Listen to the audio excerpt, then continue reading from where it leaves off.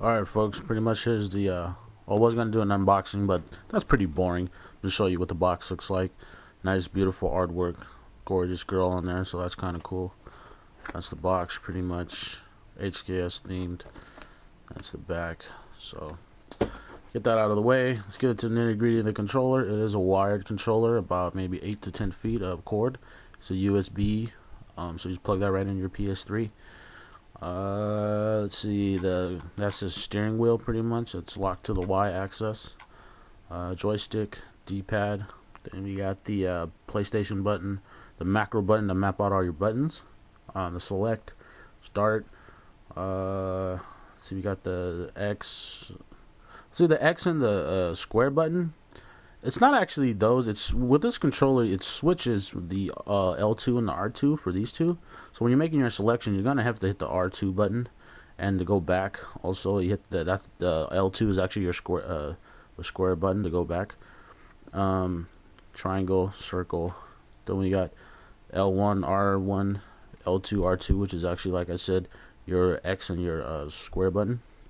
On the back, nice, gorgeous feeling, felt like a, I don't know, like a silicone feeling. Gives you better grip. We also got the joystick switch to switch from your left or the right joystick. And then we have the race mode button, which is pretty much the Need for Speed and Gran Turismo button, depending on which game you want to play. Pretty much that's it. Yeah, that's the controller, but I mean everybody wants to see how it's going to be used. Oh, wait a minute. Forgot about the gauge here. Now, it's a neat concept because it looks cool, but no game really, it doesn't show up in any game, and never are you ever gonna really like look down at the gauge, you know, while you're playing. You're gonna keep your eyes on the screen, obviously. So it's a neat concept, but I just never found it useful. I guess it's better that it's there than not. So you know, that's that. But pretty much, we're gonna do a live demo of the Need for Speed and Gran Turismo being played. Gonna show you how to power drift. And that's consists of pretty much when you're gassing the whole time while you're tapping the brake, while never letting go of either one, and vice versa, stabbing the brakes and showing you how to hit the gas at the same time.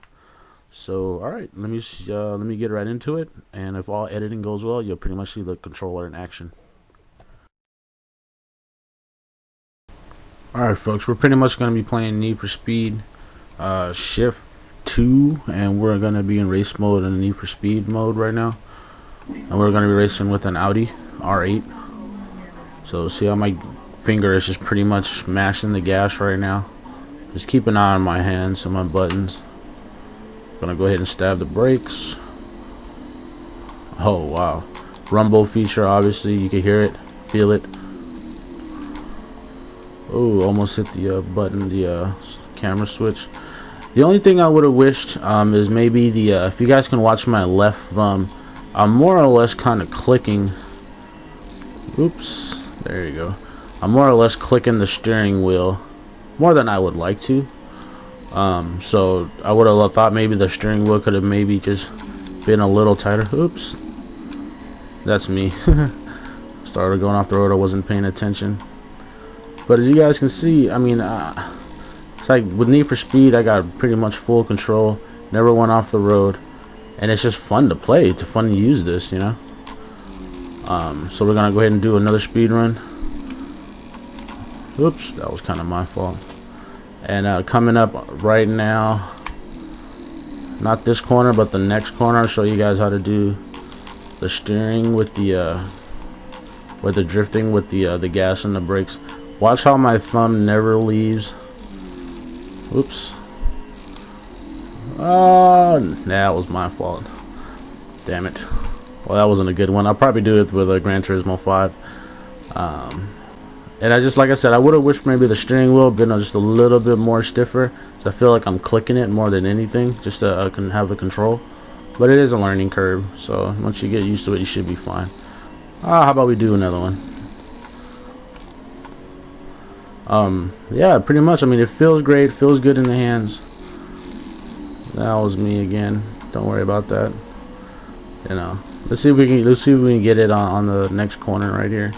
Watch how my hand, my thumb never leaves the gas, and just like in a real drift car, I'm gonna stab the brakes while I'm still gassing. Look at that, perfect, almost a perfect drift. And never had to use the joystick, and my hand is always on the steering wheel. My thumb is always on the steering wheel, I should say. So that's that. Yeah, pretty much. I mean, it just feels great, feels fun to play. It's like almost kind of like, I mean, really, it's just the middle ground between using this and trying to get a real racing wheel. But it's yet to me, it just feels better than using an actual controller. So that's that. Alright, let me put in Gran Turismo 5, and we're gonna see how this bad boy works with Gran Turismo 5. Alright folks, we're right back into it. We're using the same car as we did in Need for Speed, the Audi R8. I'm gonna go around the track a few times and just tell you how I feel while I'm playing it.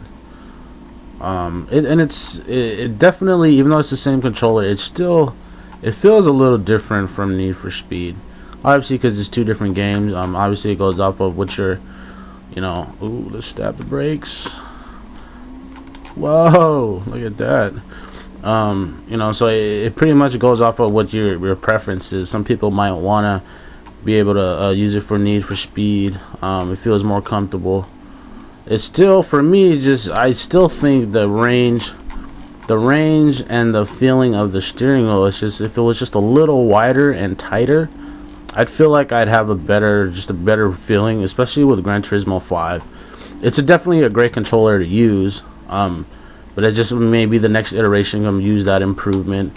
I find myself with Gran Turismo 5 more doing so. The braking, you know, or not the braking, but the you know, the tapping, the quick tapping of the steering wheel more so than I was with Need for Speed, especially when going around corners. And I guess that's totally dependent on the feeling of the game.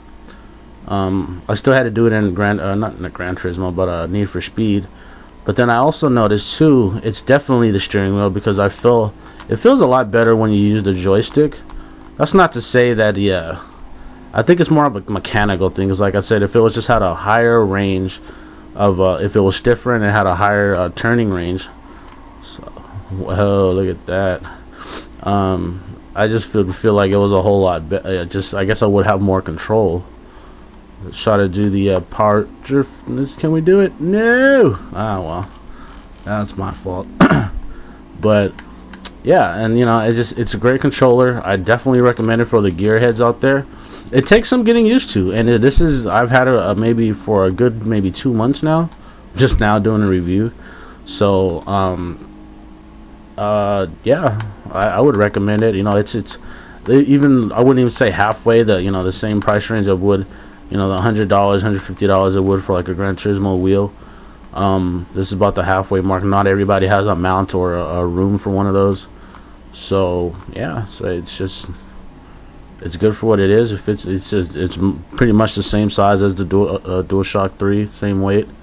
So yeah, so got any questions, hit me up at see, my Twitter is twitter.com/DIZLAOBOI916. This was a gamersheep.com video review for the HKS controller. So yeah, so just visit gamersheep.com for all of our other videos and reviews and stuff. Feel free to contact me at my email. That's matt@gamersheep.com. Subscribe to my YouTube, please. Don't miss none of our videos. We got a good crew and a good website, so stay tuned. Thanks.